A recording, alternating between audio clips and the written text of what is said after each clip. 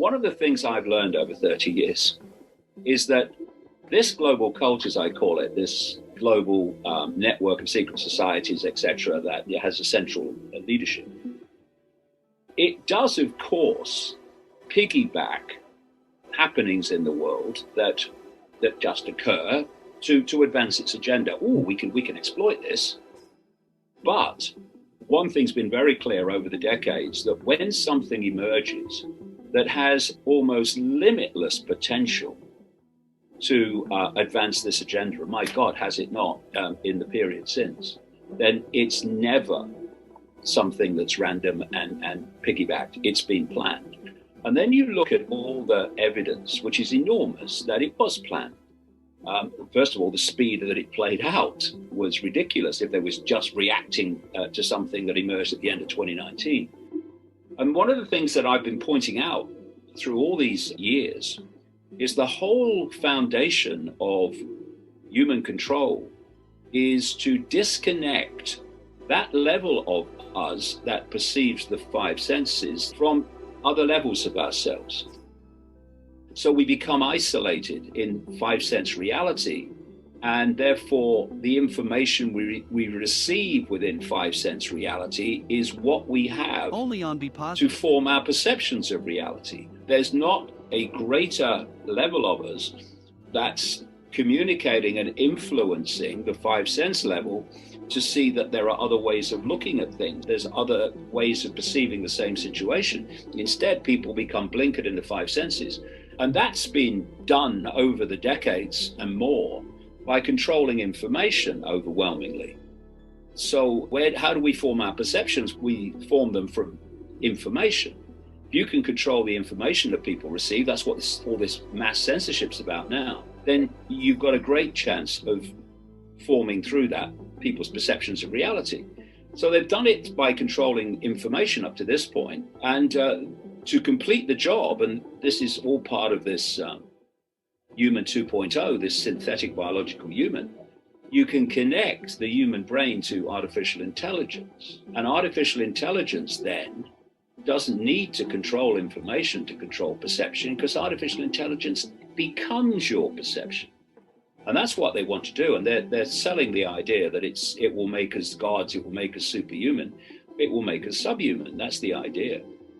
What I've found in my life is if you do what you know to be right, things tend to happen that allow you to do that. So you think that if I do this, the consequences will be this.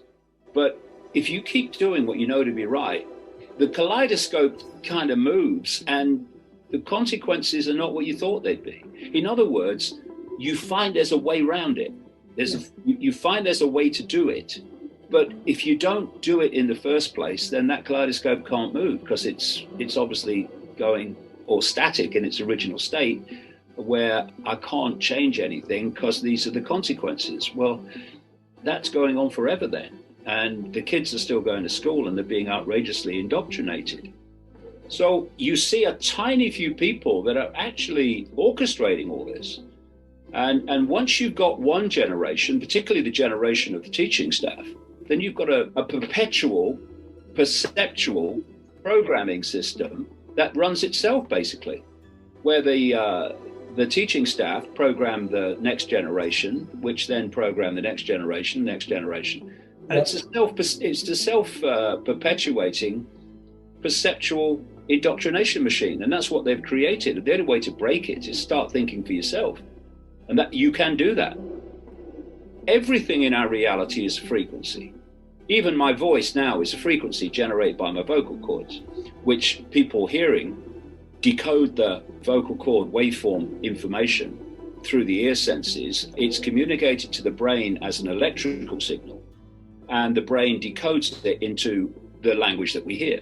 And so everything, absolutely everything is a frequency. Information that we receive is frequency. And those frequencies, represented by different forms of information, affect the brain in the way that it fires the neurons into a perception. And you can manipulate the brain. And repetition, again, is a magnificent way of doing this. And you can do it subliminally as well, even so that people don't even realize that they're being manipulated in the subconscious because they're not aware of it, to actually only read the world in a certain way. So if you're only receiving certain information, only on Be Positive, certain type of information from sources of information, they're basically the same. We're talking the mainstream media here. And your brain becomes like, it fires, the networks fire in relation to that information. And they keep firing the same, and they keep firing the same. So your perceptions don't change because your brain's just decoding the same information into the same perception. But when you, and this is what happens when people awaken to the greater truth, the greater awareness, is they start getting access to other information, which has different frequency. The truth has a different frequency to a lie, for instance. And suddenly their brain starts to, in this brain placidity, it starts to change the way it processes information and therefore perceives the world. And the perceptions change, and they are desperate for that not to happen. Now, if I talk about firewalling the brain and repetition being a phenomenally powerful way of doing it, just batting out the same information all the time, then if you were going to do that, what would you want? Well, let's have a look. How about we get hold of kids at the earliest possible age, 3 or 4, and we put them in a system in which we control at least 5 days a week, plus homework, the information that they receive? And what if we give them carrot and stick encouragements to accept what we tell them rather than question it, which is what happens, of course. And then how about if we had the global media, which we also own, banging out the same perceptions and the same information 24/7?